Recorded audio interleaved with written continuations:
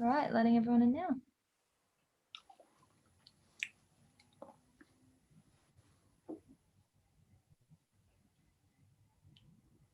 Hello, everybody.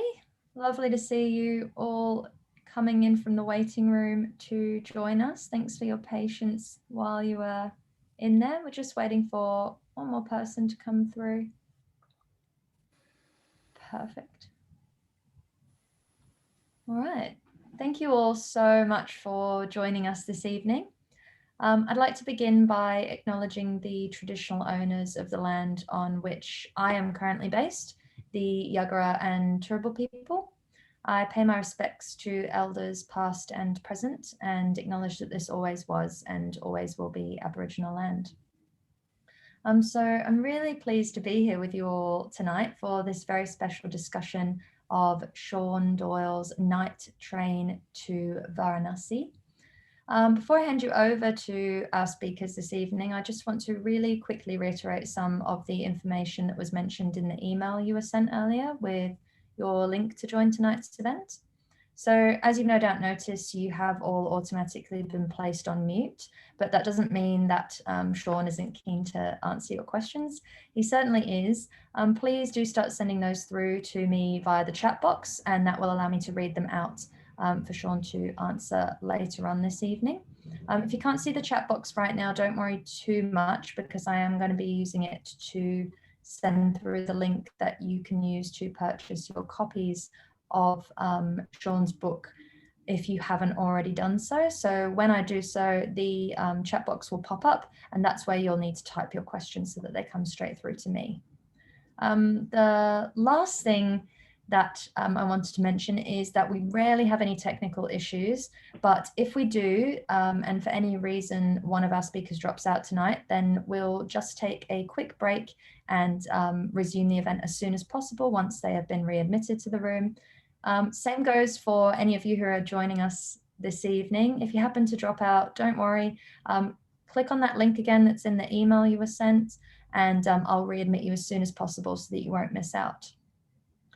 So that's enough from me. I'd now like to hand you over to Steve Biddulph, who needs no introduction, and we'll take things from here.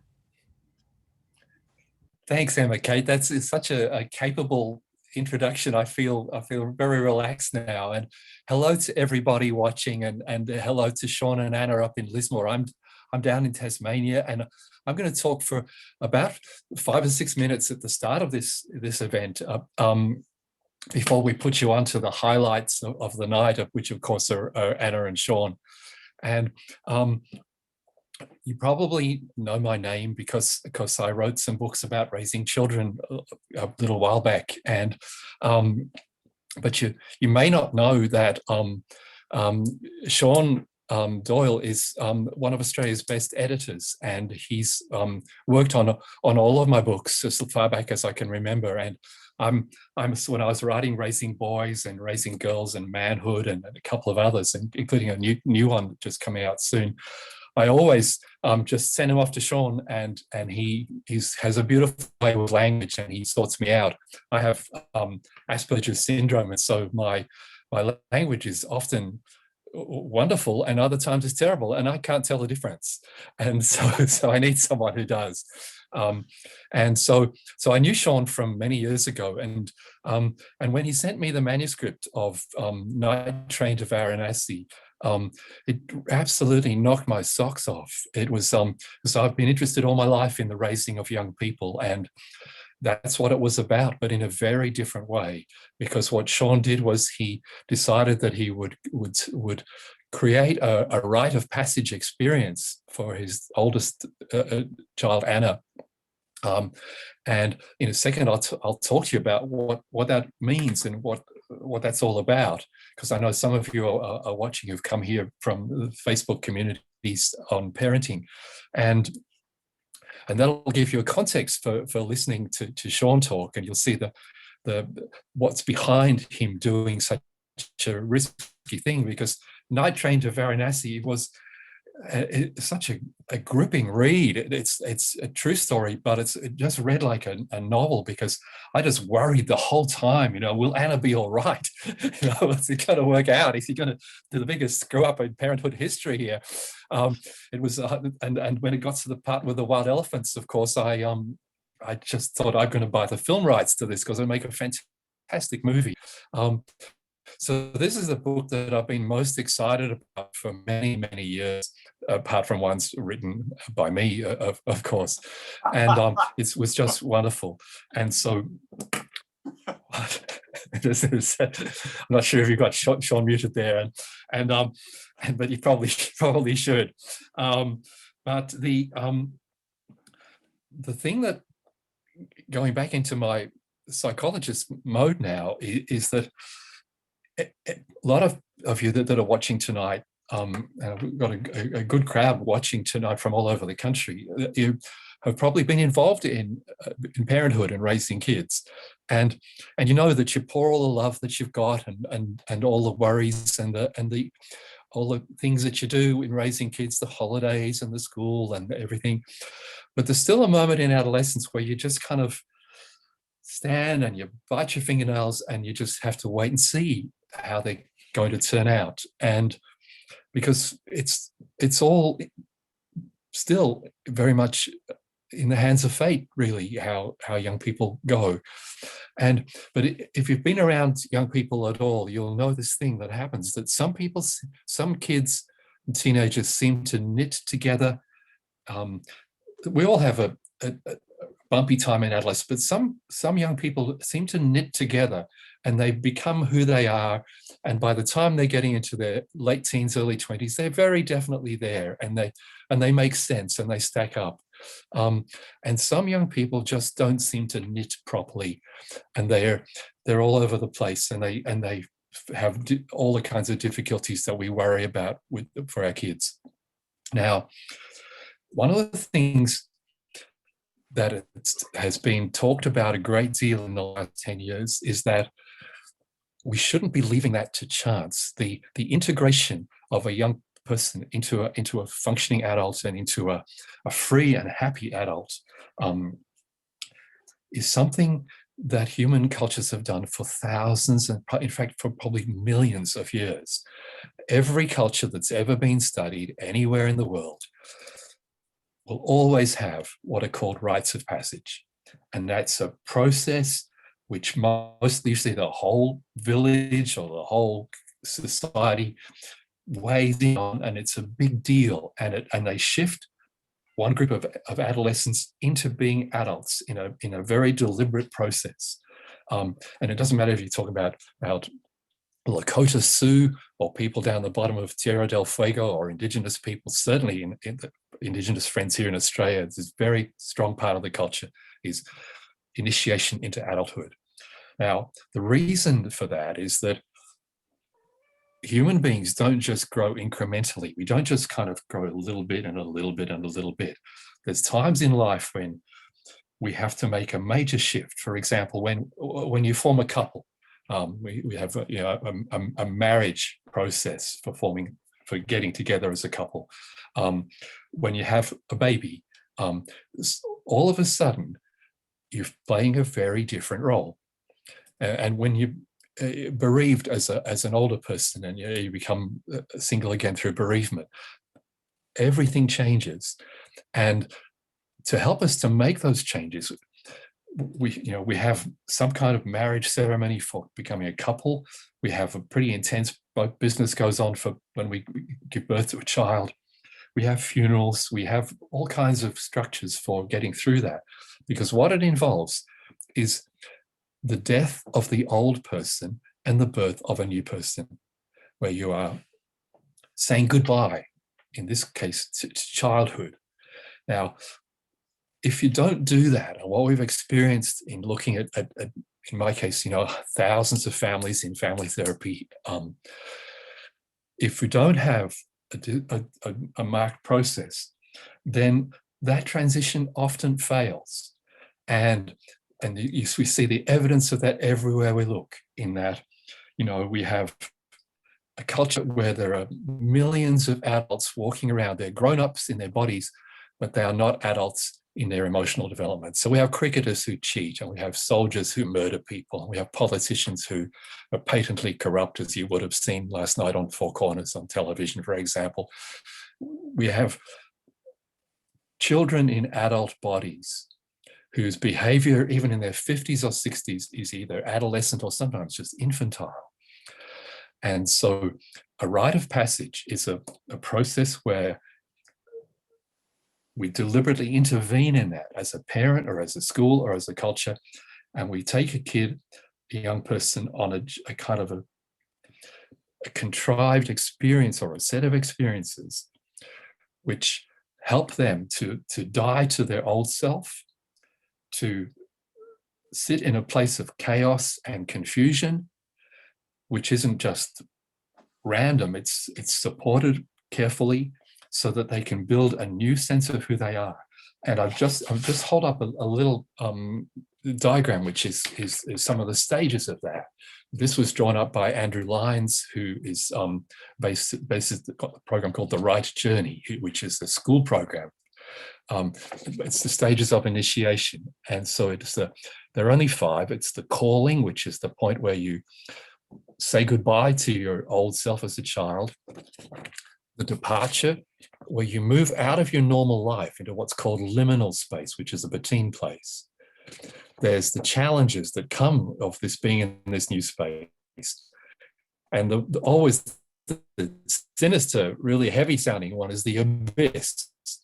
And the abyss is a place where you really absolutely experience you have no supports. You're thrown back onto your own devices, perhaps for the first time in your life. And in the mythical ideas of this, you often find unexpected allies who appear in all the old stories of initiation. Allies appear to help you. And then there's the homecoming and the return. And the homecoming is the sense of that when you come back, the adults welcome you back. You're back in the same place that you left, but you are not the same person. Because the aim of initiation or rite of passage is to bring you in at a new level as one of the adults. And the adults are saying to you, we embrace you and we welcome you in your new self. And we won't do the old self stuff. We're not, the world is not your mum anymore. And you're in a different place, and we'll respect you for that place that you're in. And so most of our culture has simply no idea of this. We just bumble our way in. And what happens is it's so intrinsic to a young person, the way that they develop, that if it's their own initiation.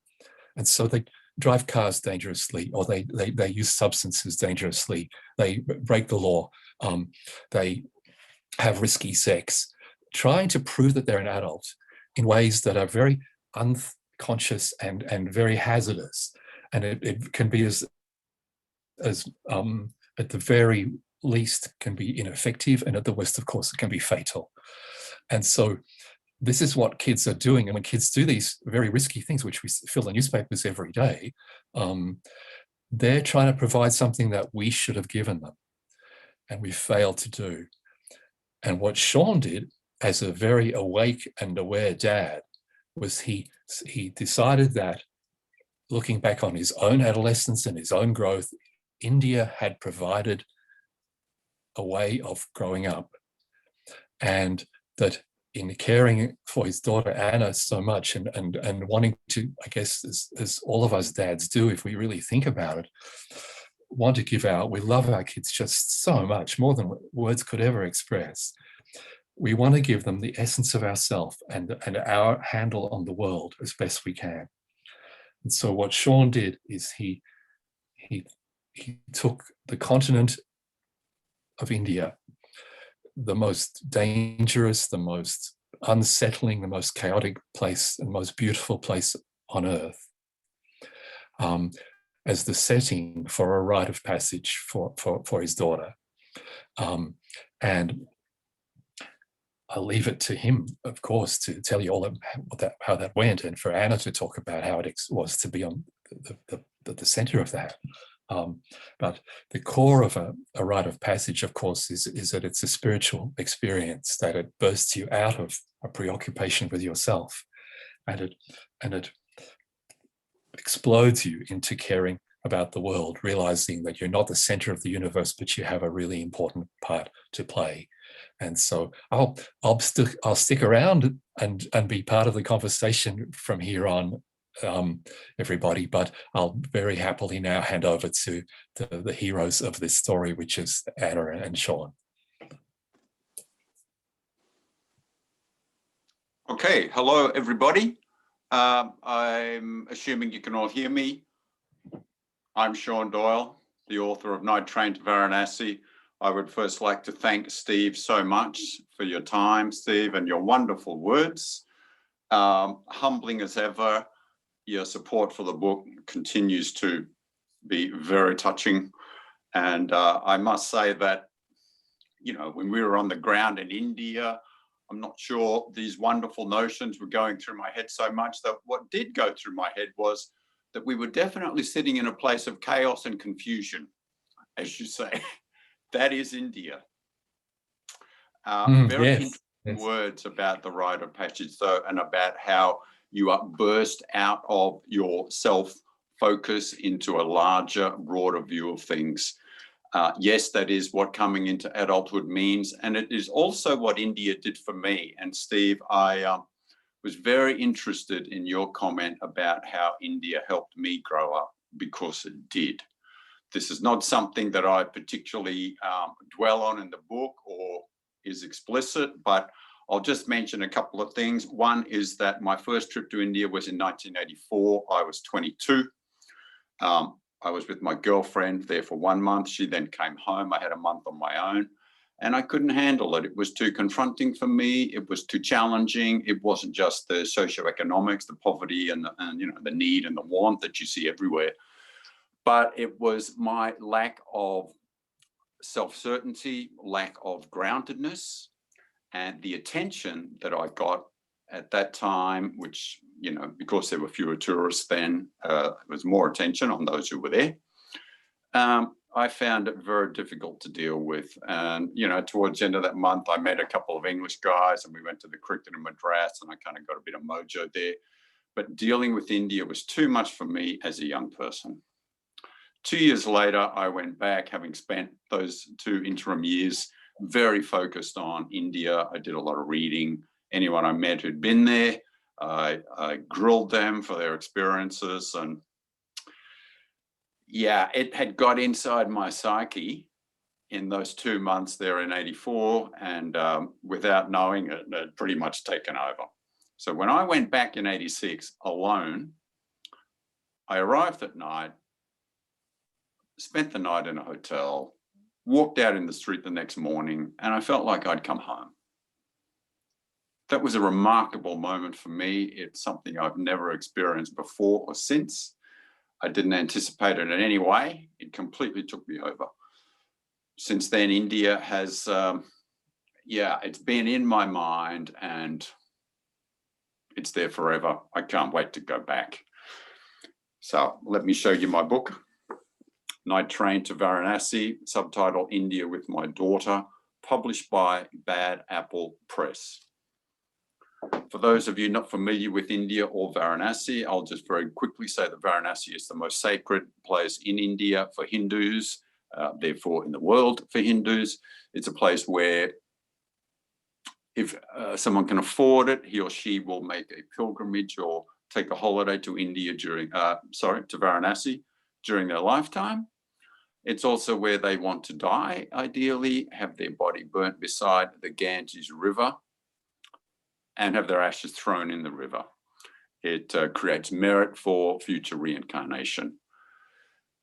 Given that it's a remarkable place, in a sense, it's a necropolis, it's a city of death. You know, you can be sitting at a chai stall in the incredibly hypnotic, atmospheric old town of Varanasi, which runs along the side of the river, just above the ghats, which are the kind of concrete steps and platforms at the river where people walk along, and where at a couple of places the body burning occurs. That is perhaps India at its most essential in the sense of its essence. It is very confronting and, as I say, somewhat mesmerizing. So you can be sitting at a chai stall and suddenly you will hear the cry of Ram Nam Sacha Hai. That means Ram, or God's name, is great. And if you sit a little longer, then you will hear that chant approach. And what is happening, in fact, is that it's a funeral procession. People are carrying their dead relative on a stretcher on their shoulders. The corpse is wrapped in white. White is the color of death in Asia.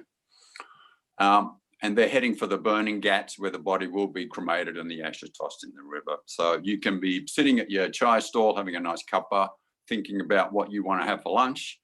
And here comes the funeral procession. You know, it does something to your perspective, to your priorities. That kind of experience had a very powerful effect on me as a younger person. India has certainly changed me, changed the way I look at the world, and I wanted to share that with Anna. Okay. The book is essentially 3 genres: parenting, travel, memoir. You can say each genre has a protagonist: parenting, Anna, travel, India, memoir, me.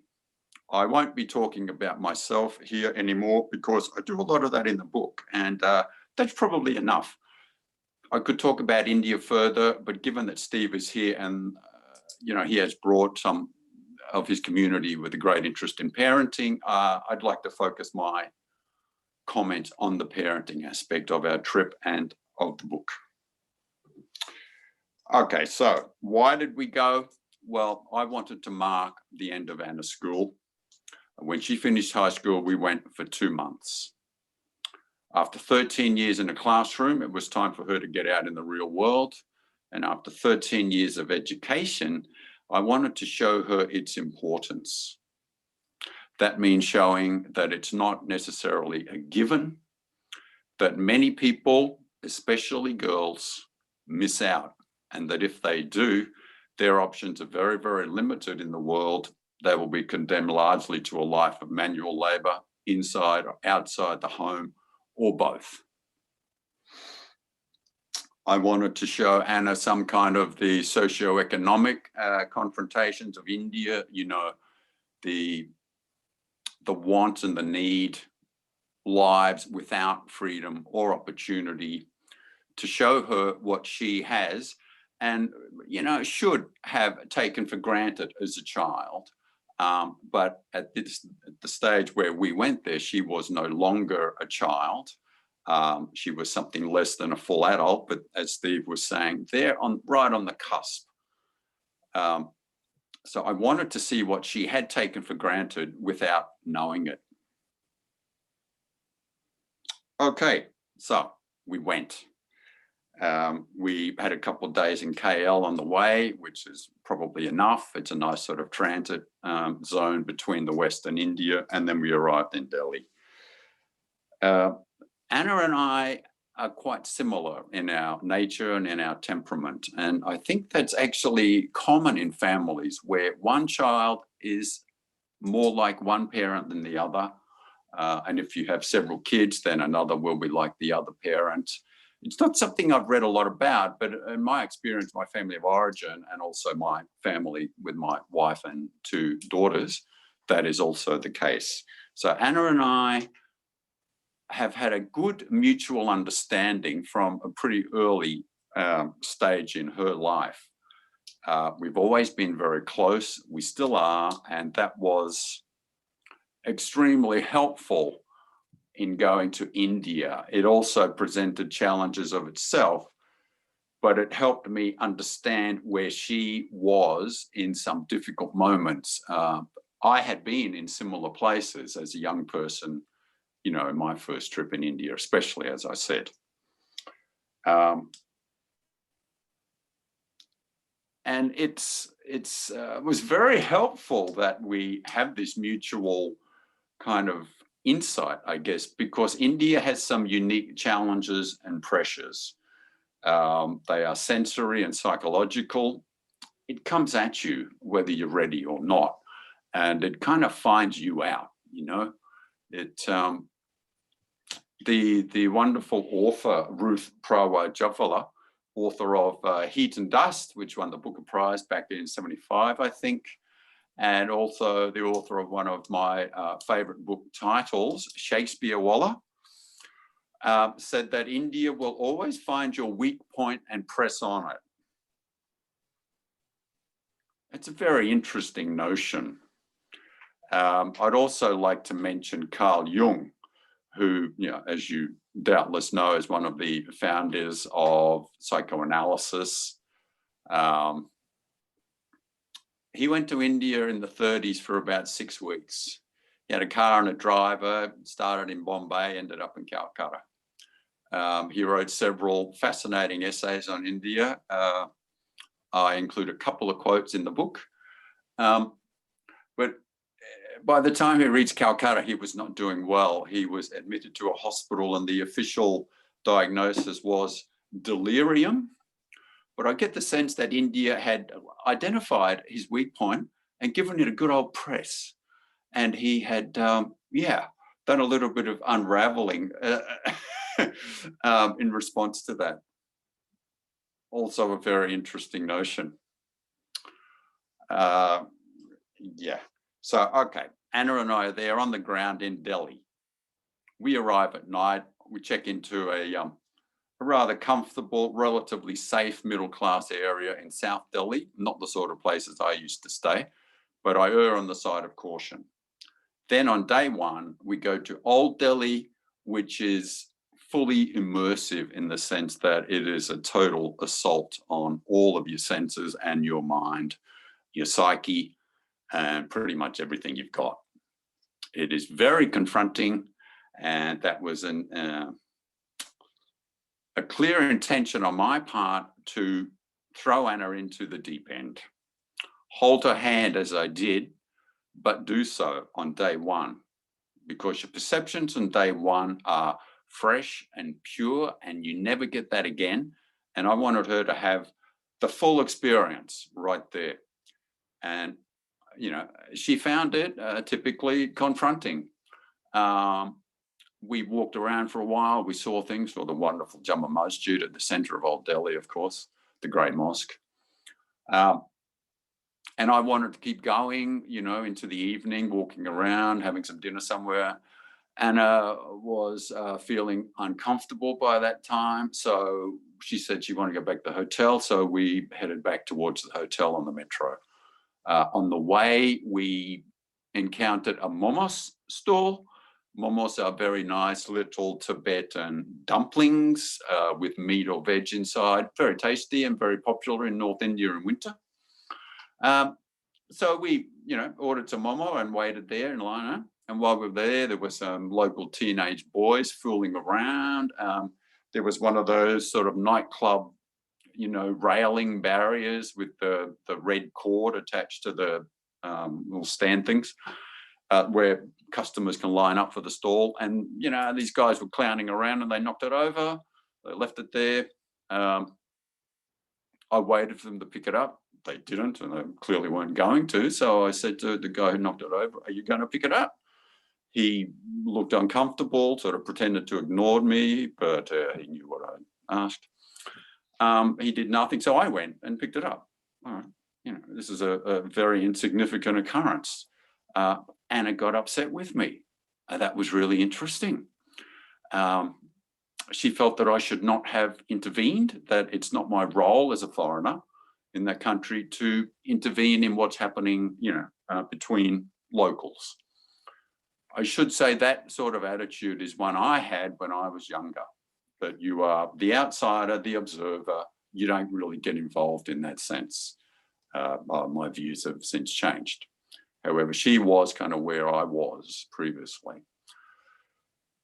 we had our momos, you know, things were a little tense, and then we went back to the room, and I thought we really need to thrash this out because this is our first day, first night, and here we are in a situation of what Steve has previously called rupture.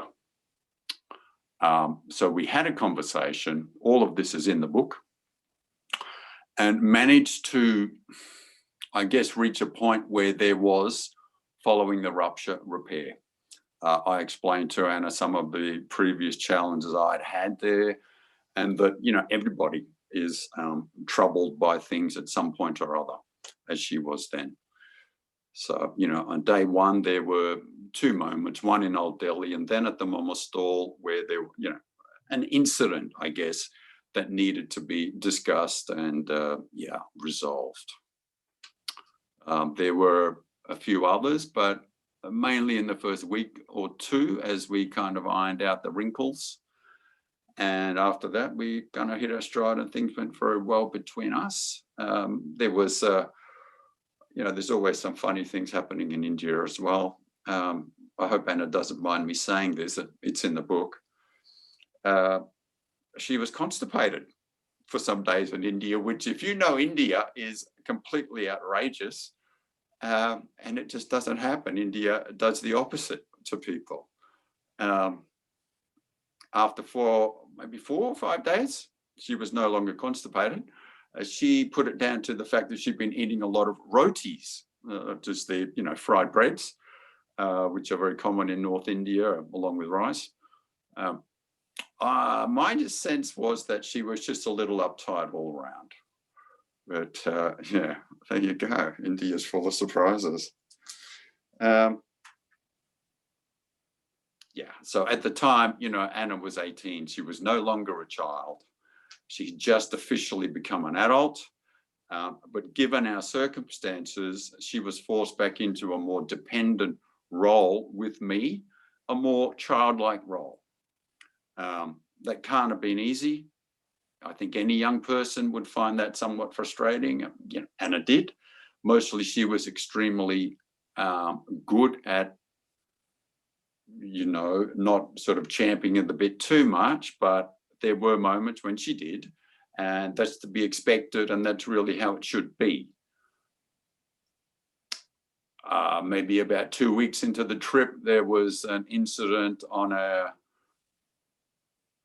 street at night where a lot of traffic, very few people. I won't say where it was. That's a bit of a spoiler because it's also in the book. Anna was a little impatient with the speed I was walking, so she walked ahead. I couldn't see her for a while. I was calling her to wait for me.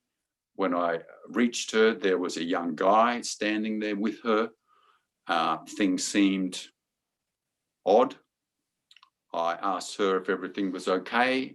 I asked her if she'd finished talking to this guy who was just standing there. She said, yes, we left.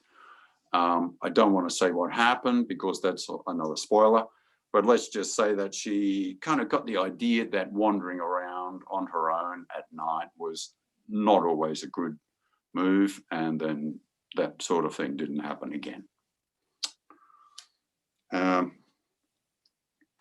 Yeah, I had a few issues of my own, I guess, briefly. It was the first time I'd been in India as dad.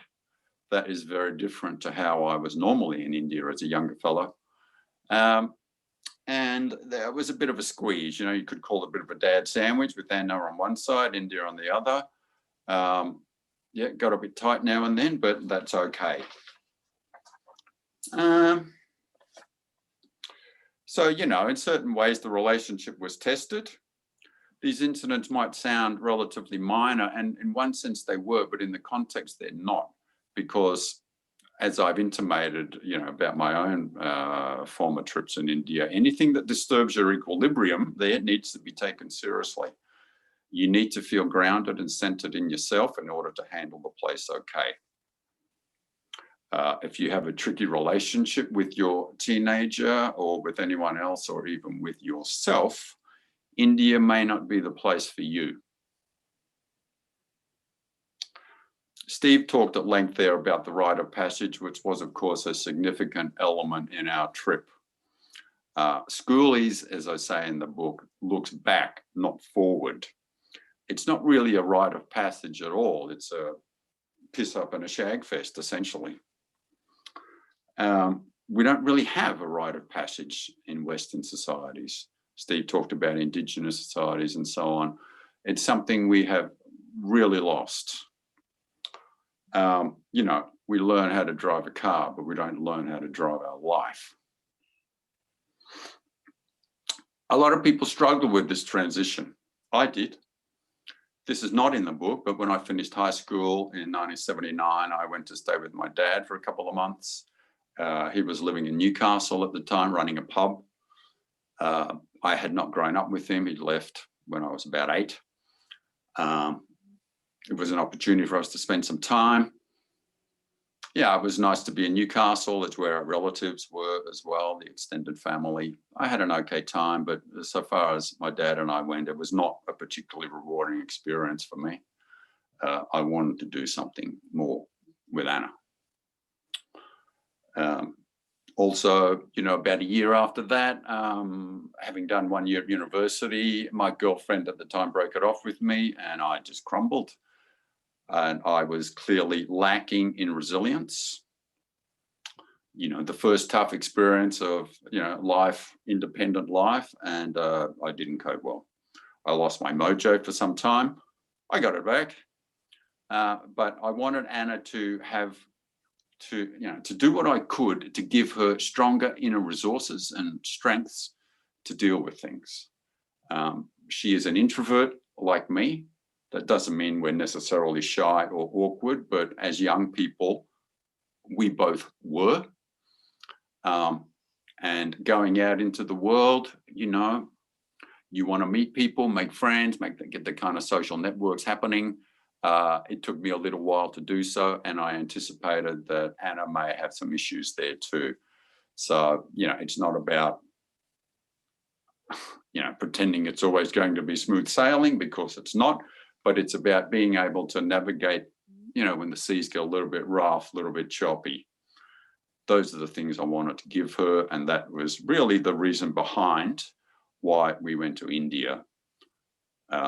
Also, India's played obviously a special place in my life, and I wanted to share that with her, that specialness and that meaning with her. Yeah.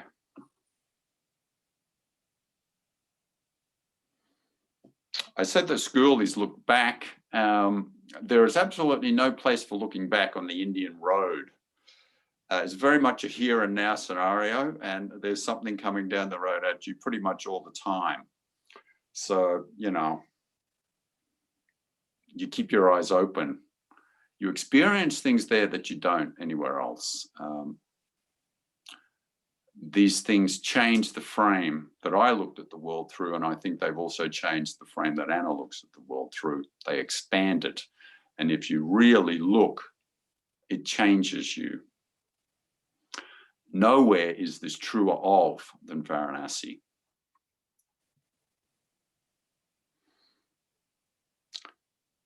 Anna has said that the trip made her strong, which is absolute, you know, music to my ears. That's an ideal outcome. She said, and this is also in the book, that she didn't really need more sensitivity or softness, that she wanted to toughen up a bit. I think she felt that she felt things too deeply. So I'm not sure to what extent India toughened her up. She's still a wonderfully feeling person. But yeah, I imagine it's changed her perspective to a degree anyway.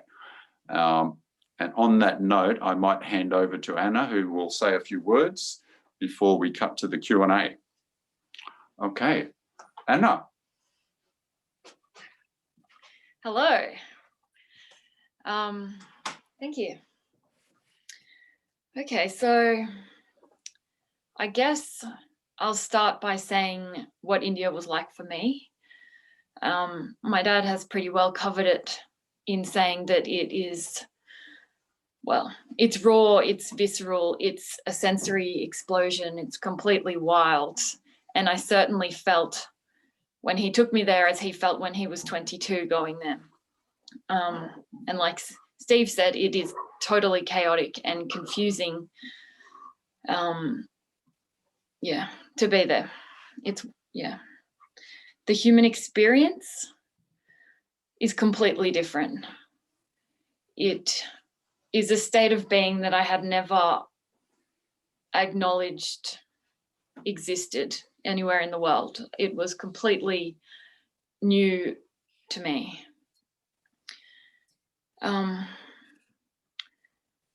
Well, touching on what both Steve and my dad have said, well, no, I better explain that I was a very sensitive teenager, and I had a delicate equilibrium that I had worked many years to establish, and on arriving in India, it was shattered. And that was very hard for me to re-establish. And I did that in the context of India, which was probably how I managed to cope through the whole experience, I would say. When I was a teenager, I had an eating disorder, and it was really hard for me to overcome that. And going to India, so I had a very delicate sense of control. Control of my world was important to me for stability. And going to India was completely wild. I had no control over anything. My safety was intertwined, I was reliant on my dad for my safety. He was my guide and very evidently keeping things under control. And I had lost all of my own agency in that experience in the beginning.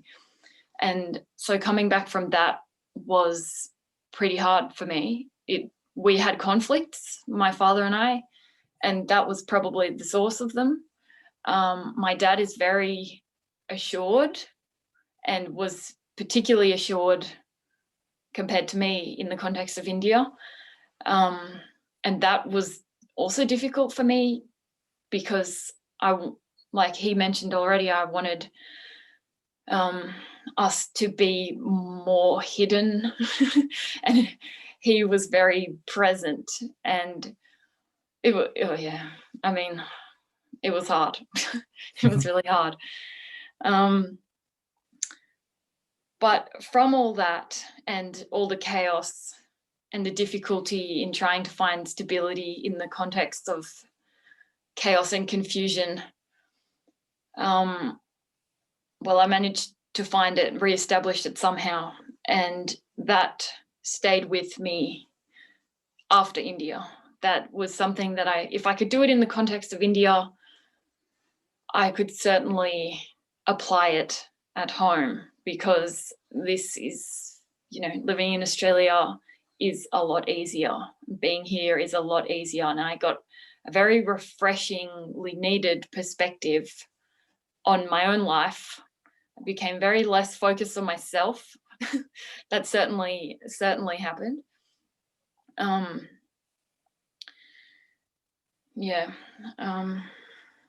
My dad has this metaphor that India is a mirror, and I certainly felt that way.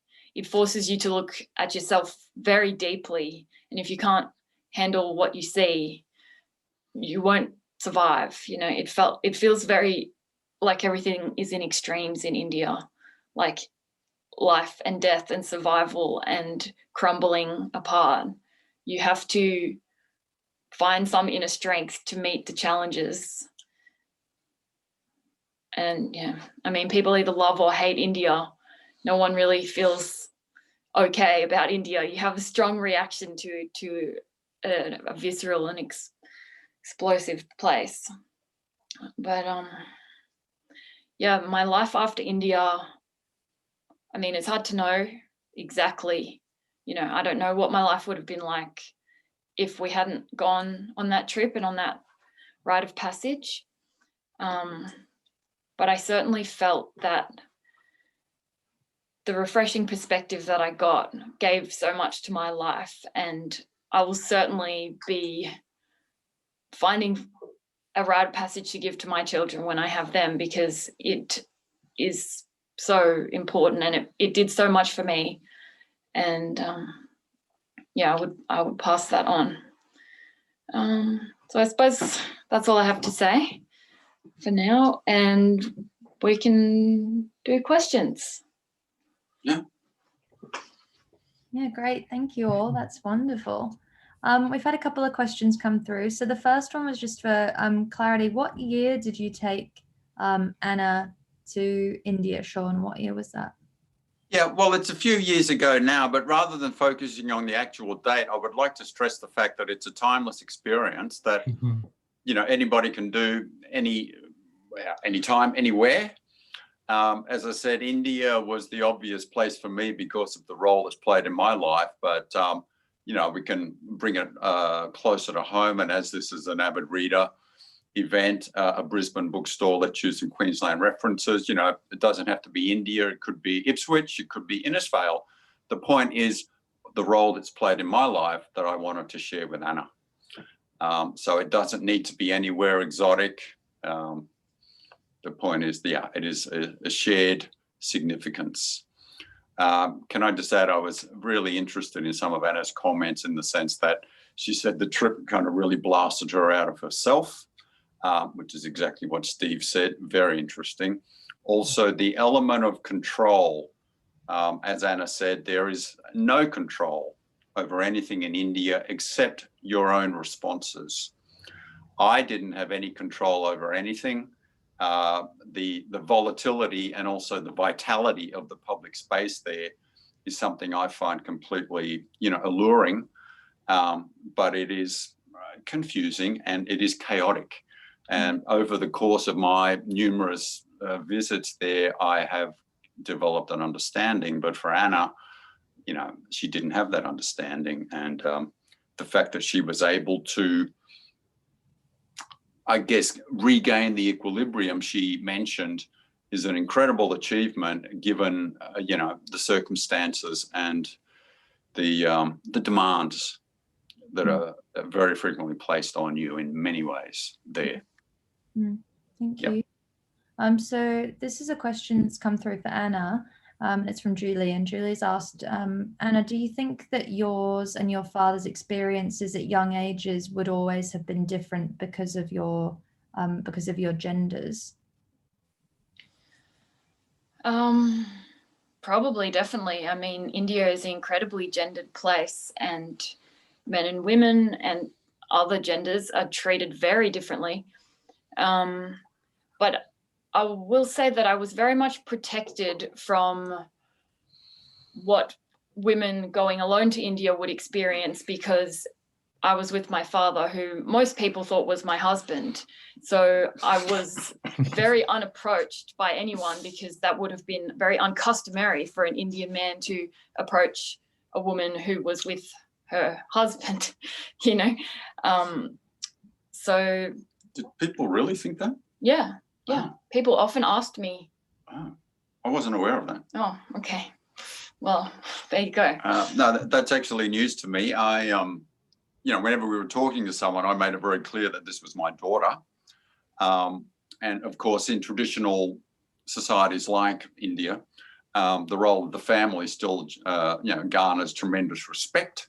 The fact that she's my daughter and the fact that we have come, that I have brought her to India as a place that I love, I think that kind of did give us more respect with a lot of people. Yes, there was that incident on the dark street that I kind of talked around before, but let me also say that we took the night train to Varanasi, to coin a phrase. Our berths on that train were not together. So we slept some distance apart in the same carriage. But by the time we went to bed, the whole carriage knew that we were together and knew our relationship. How did they all know? Well, I'd rather not say. You'll have to read the book to find out. Thank Thank you. We've had a few more questions coming through. So this one's for you, Sean. Will you take your other daughter on a similar trip? Yes, well, we had a plan to actually go to the World Cup in Brazil when it was there. But by that time, when she finished school, she had met a boy and wanted to live with him. And so she did. And we still haven't made the trip that we talked about. It certainly won't be the Brazil World Cup, obviously. But, hopefully one for the future. Yeah. This is another question for Anna. Anna, given that your dad almost died on a previous visit, how trepidatious were you before departing on your adventure? Good question. I think I know who that might be. I didn't think that my life was in danger. I trusted that my father would look after me and that he wouldn't take me to a place where I would be unsafe. And I felt very safe. I felt very safe the whole time. I wasn't afraid of any people. Like, there were very few incidents where, other than the very beginning, where I was deeply uncomfortable and very unsettled, but that was because of me, not because of actions by people. I felt safe and I wasn't afraid of any vipers or adders, but you never know. Can I just add, I felt incredible sense of responsibility taking Anna there, of course. Her trust in me to come at all was, astonishing and very touching.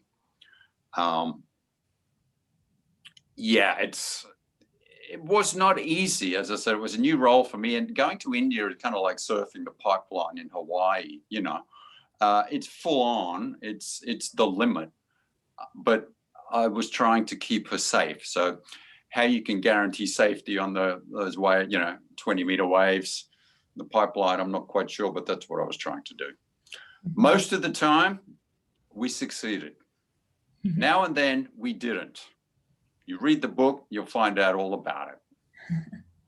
Yeah, and just a reminder to everybody who maybe hasn't seen the chat box yet, if you haven't asked a question, I have posted the link that you can use. I've posted a couple of times now to purchase your copies of the book so that you can read more and learn more about these stories. So the last question that we have before I hand back to you all for any final comments before we conclude this evening is, are there any plans for Night Train 2? Perhaps India with my dad? I think that's a hint for you, Anna. Oh dear. There is a lot of talk at the moment about a sequel.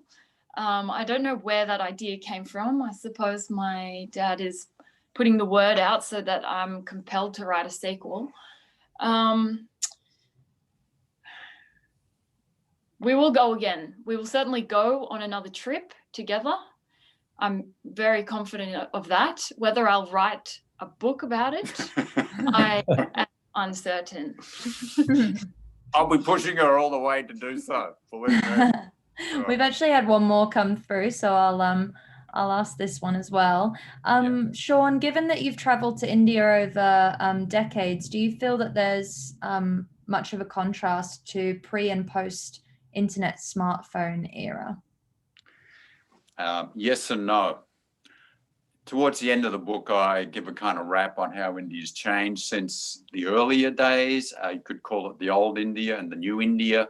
It's essentially, what divides those two is the early 90s when India opened up its economy, the entire country to the world, basically. Prior to that, it was very closed off.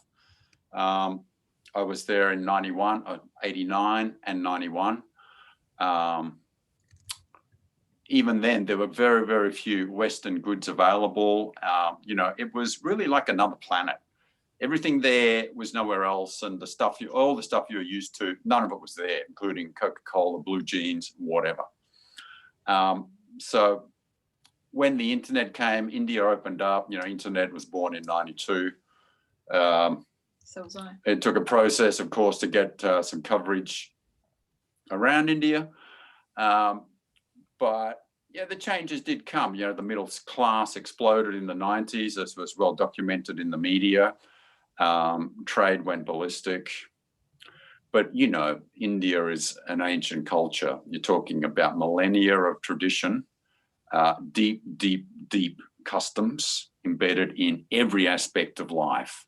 Very strict rules about what you do and what you don't do, despite the fact that the street can feel, you know, chaotic and kind of, you know, anything goes. Both of those things are true of India. India is a very ambivalent place. It's a very contradictory place. So opposites are usually true. What I'm saying is that a culture that's old does not change in a few decades, despite any, you know, adjustments to its role in the world or its, you know, uptake of technology. The people haven't really changed. Possibly, you know, internet pornography has had a very detrimental effect on what was already a significant problem, which is, you know, sexual violence against women. Steve intimated that India, you know, according to a recent Guardian poll, is the most dangerous country in the world for women. I should say I didn't know that when I took Anna. Had I known, I'm not sure, you know, how I would have felt about that. But yeah, it's easy to point the finger, but, you know, we all have problems. Every country has problems with this issue. We've certainly been confronting a few of our own here in Australia recently. Yeah, so it's a universal concern. To answer the question, cosmetic changes essentially, but not anything more profound yet, in my view. Thank you. I'm going to sneak one last one in, Sean, if that's okay. It's a cruel one to ask at a discussion of a book that's only recently been released, but I want to know, are you writing anything else at the moment? Can you tell us what we can expect from you in the future? Thank you for asking. Well, at the moment, most of my time is taken up with book promotion and so on, events such as this and, you know, some things in the region here, Northern Rivers of New South Wales. I have started a second memoir, yes. Not travel, more to do with daily life and some health issues I picked up a few years ago. India is partly to blame for those health issues, but not only. But this second memoir, you know, India does feature, of course. I'm not sure I can write anything without popping India in there somewhere. So yes, there is another one on the way. Timing wise, I'm not sure, but I really love the process in any case. So look forward to getting back into it. Wonderful, wonderful. Thank you. Well, we'll all have to keep an eye out for that one. But of course, if you haven't already got your copies of Night Train to Varanasi, then you have that one to keep you occupied while you wait for the second memoir. This has been such a wonderful event. Thank you all so much. It's been super interesting hearing you all speak tonight. And I know from all of the questions that we've had coming through that we've had a very engaged audience. So I hope that you've all enjoyed listening as much as I have. And Sean and Anna and Steve, thank you so much. Do you have any last comments that you'd like to make before we wrap up for the evening? Just like to thank you, Emma, avid reader, of course, for hosting the event. Steve, absolutely. Thanks so much. Your support, of, as always, incredibly touching. Thanks, mate. You know, I can just recommend that when the world's opened up again, that, you know, you might like to try something with your teen, do a bit of alt schoolies, give them more than a couple of days on the Gold Coast and be with them. Share what you love. Thank you. Thank you. Wonderful. Thanks, everyone. Well, I hope that you all have a lovely rest of the evening. Thank you. Thanks, Emma. Everybody. Thanks so much. Thank you. Thanks, Bye. everybody, for joining well us. done, everyone. Bye-bye. Good night.